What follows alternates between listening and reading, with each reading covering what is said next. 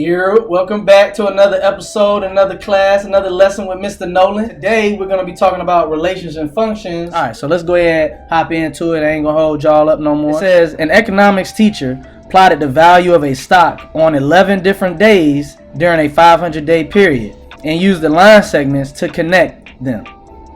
In the graph below, the axis is measured, the horizontal axis is measured in days and the vertical axis is measured in dollars. Based on the graph, describe the range of the value of the stock for this 500 days. That was a mouthful. The main thing here, describe the range. So, if you remember from that very first video, the range is the set of all the y values or y coordinates, okay? So, and if I'm describing the range, that means I want the lowest y value and I want the highest y value. So let's take a look at our graph to identify those two. Well, the lowest value, and remember our this is where we get our range from, this highlighted axis right here, the y-axis or the vertical axis, okay?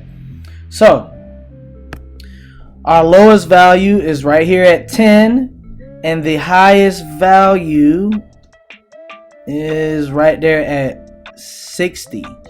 One way to describe the range would be to say that it is between 10 and 60. Okay. Number 2 reads, consider the set of ordered pairs below, which describes the relation. What is the smallest element in the range of this data? The smallest element in the range. So once again, they're asking us about the range. The range is what? The y values. So if I go through here and label my ordered pairs, all the y values are the second coordinate. And we want the least or smallest y value. Well, as we look, the least y value or the smallest y value, we have positive 6, negative 3, negative 7, negative 6, positive 3, and 0. The smallest y value, the one that would be the lowest on the y-axis, would be negative 7. Okay? Now they're asking us, is this relation a function? Well, if something is a function, right? If it's a function, that means that no x values repeat. Let's take a look at all of our x values.